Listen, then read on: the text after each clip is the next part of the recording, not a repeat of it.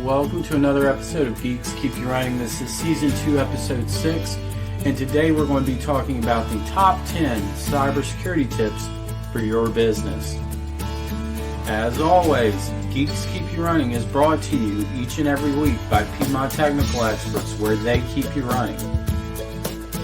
And your host for today's episode is Jonathan Beck. Welcome to Geeks Keep You Running. I'm your host, Jonathan Beck, and today we are going to be talking about 10 cybersecurity tips that you can easily implement for businesses of any size. Specifically, we're going to be focusing on small to medium-sized businesses and startups. So let's dive right in.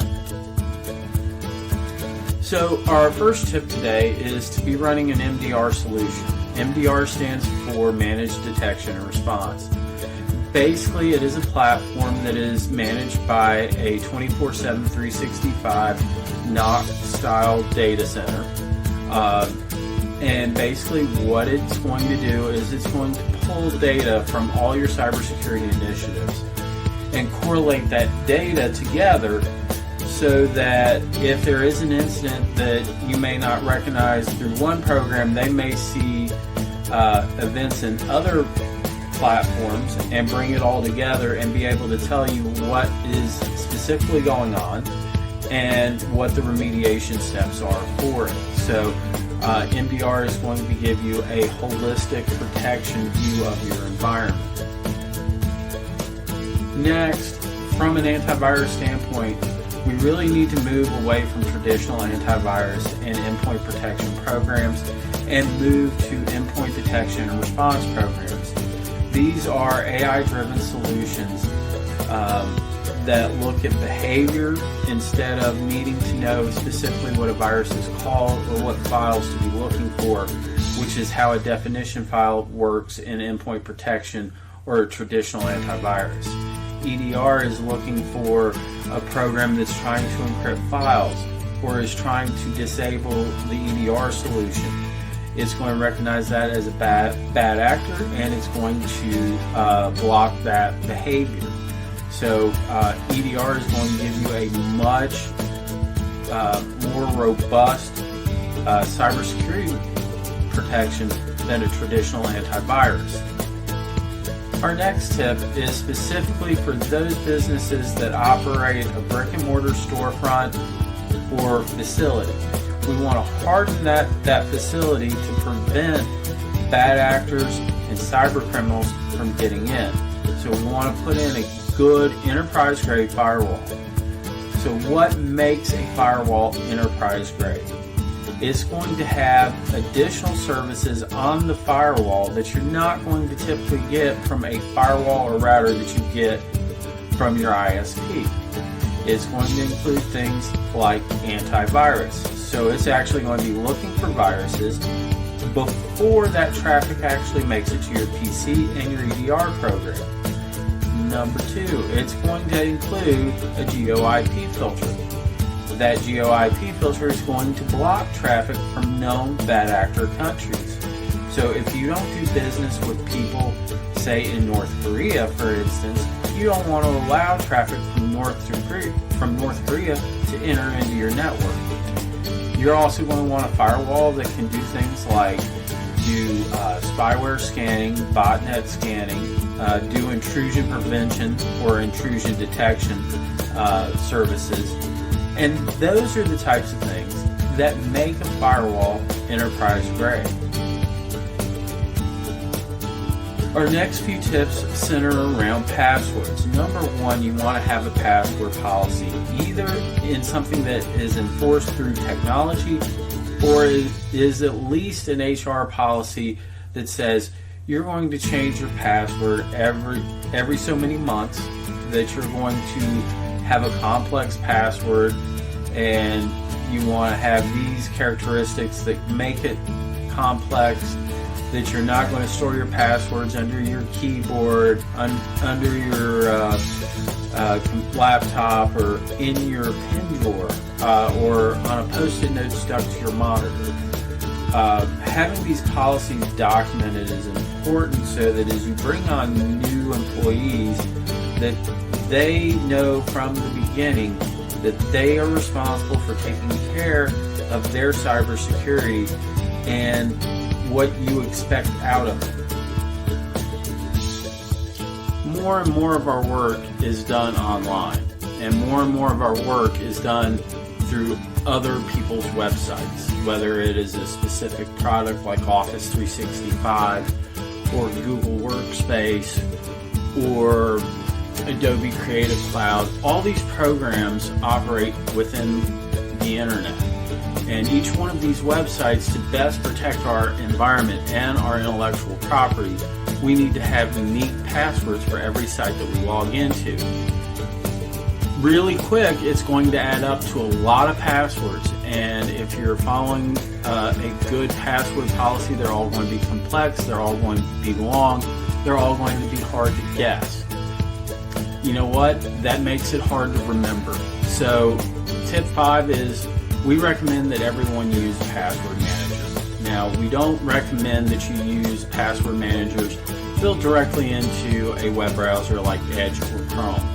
We actually recommend that you use password managers like NordPass or LastPass as a solution. They all have mobile apps, so your passwords are synced down to your phone. If you're on the road and you're a road warrior and you need to check something real quick off your phone or tablet, those apps transfer seamlessly over to those devices as well, versus just a browser that may or may not transfer that password data over to a mobile device.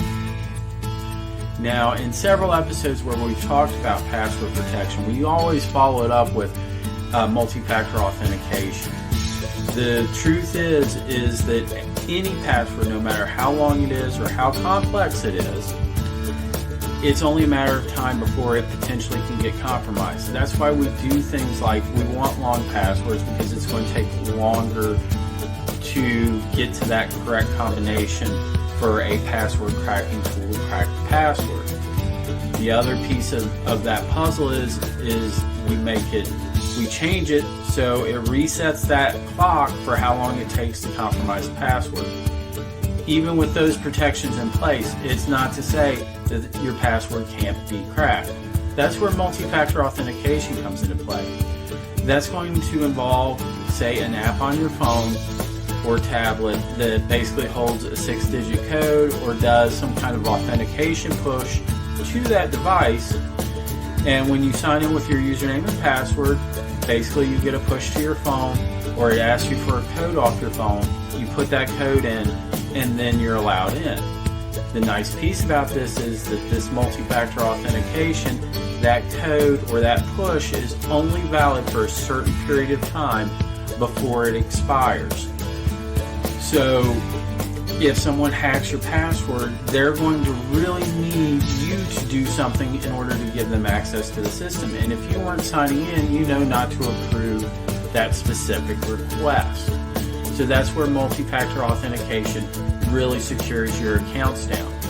And it helps with any web-based application, but you can also do an authentication push to your specific laptop or desktop if you wanted a layer of protection on your machine as well. And just like this podcast, one of the things that you're going to want to do is have some kind of security awareness training program in your environment. You're going to want to inform your users and yourself of what the newest threats are. You're going to want to make sure that everyone in your organization knows how to recognize a phishing email or a phishing phone call. You need to make sure that all your employees and everyone within your organization knows the proper procedures if funds are requested either through gift cards or through a direct deposit or wire transfer, of how that process actually works in order to transfer funds. You do not want somebody to, say, get an email from someone posing as, say, the CEO of your company and saying, please transfer $50,000 to this account, and they go do it without questioning the premise of whether that was a legitimate request or not. So you definitely want to have some kind of security awareness training to make sure that all your associates are up to date on the latest threats and what your company policies are for requesting funds.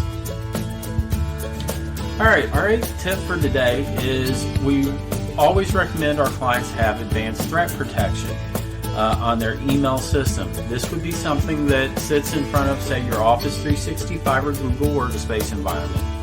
And basically what it's going to do is it's going to scan messages before they get to your email system. They're going to be scanning for viruses, they're going to be scanning for phishing attacks, they're going to be scanning for potentially malware-based installers, that kind of thing, and filter them out before they even get to your mailbox. Depending on what advanced threat protection you may have, it may protect other things within your cloud-based environments like Teams, SharePoint, OneDrive, Google Meet, Google Drive, those types of things. So selecting the right tool for your advanced threat protection is key to protecting your online data. Alright, our 9th tip is SaaS backup. So as we've talked a lot about how everything has been moving to the internet, we still want to make sure all our data is protected. So we want to make sure that we have a backup solution that can back up our software as a service, which is what SaaS stands for, cloud data. There are a lot of tools out there. They perform different functions. Getting the right solution in place is absolutely key to make sure that your environment is backed up to your specific recovery point objectives and return to operation objectives, which is sometimes called RPO and RTO. Alright, and now for our 10th tip for today's episode. We want to recommend that you isolate your IoT devices. For those who don't know what IoT stands for, it stands for Internet of Things. These are devices like cameras. These are devices like strike plates for door access. These are things like phones potentially. These are non-computer devices, but they are plugged into your network. That is what Internet of Things mean. Ring doorbell systems are an IoT device. Basically, if you remember, shortly after Ring doorbells came out, there was a concern that these devices could be hacked. Well, if these devices can be hacked, then whatever network they are on when they are hacked, they potentially can gain access to the other devices on that same network or subnet, which basically is where you isolate those devices off to the side.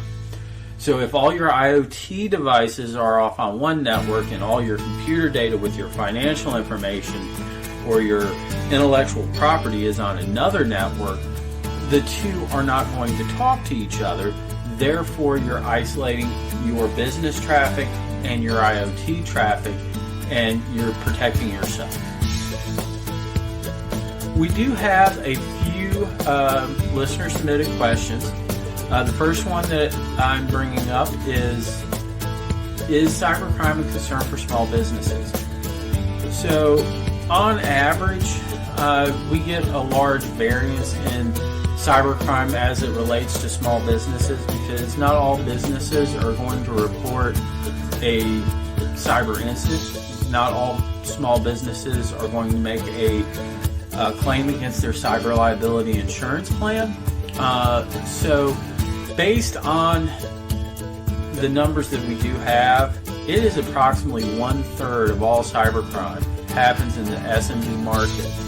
This could be anything from intellectual property theft, from a disgruntled employee walking out with a thumb drive with all your data on it, to getting ransomware, or to getting hacked, or having your backups compromised, things of this nature. So yes, you absolutely need to take cybercrime seriously, and you need to implement protections that make you a harder target, so that potentially a bad actor or cyber criminal is going to go after someone else because you're just too hard to get into. because a lot of cybercrime boils down to a crime of opportunity.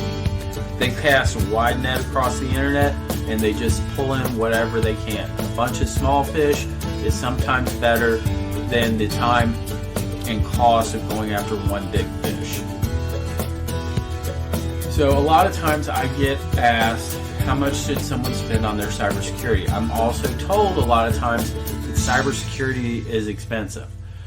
Well, from a standpoint of cost, there is certainly cost to any cybersecurity solution.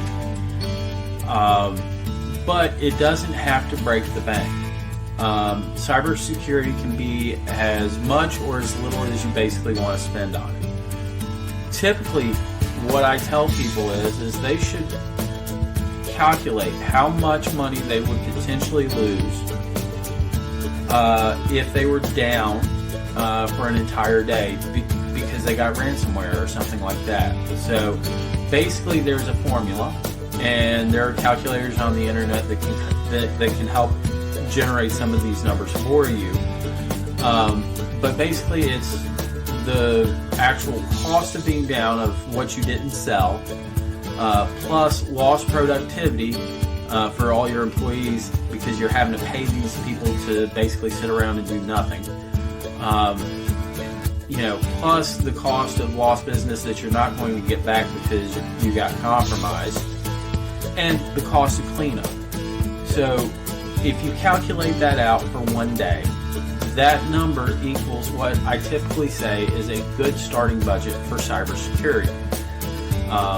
If it's going to cost you $1,000 to be down one day, depending on the scope of a cyber attack, you could potentially be down up to a week. So that's very, the return on investment for a $1,000 investment versus being down for 7 days, which is going to cost your business like $7,000. It makes a lot of good sense to invest that $1,000 into cybersecurity, for instance. All right, as we wrap up this episode of Geeks Keep You Running, wanted to just do a quick recap. We talked about the importance of managed detection response, endpoint detection response, having an enterprise-grade firewall, having good password policies, having a password manager, using multi-factor authentication, providing everyone at your organization with a good security awareness training program, using advanced threat protection to protect your online data, implementing SaaS backup to make sure that you have good backups of your cloud data, and the importance of isolating your Internet of Things devices like cameras and strike plates for your door access control systems. All right, thank you for tuning in. Again, this is Jonathan Beck with Geeks Keep You Running, and I do really want to say thank you to everyone tuning in to today's episode. I hope you found it informative. I hope that you are looking at ways that you can improve your cybersecurity posture, or at least validate that you have a strong cybersecurity posture already. If you like today's episode, please remember to like, share, and subscribe to see and be notified about future videos and events. This is our first Tuesday episode. We will be releasing future episodes on Tuesday instead of Saturday morning, just to change things up a little bit. All right. I hope everyone had a good weekend, and I hope this is a great week for everybody. Y'all have a great day.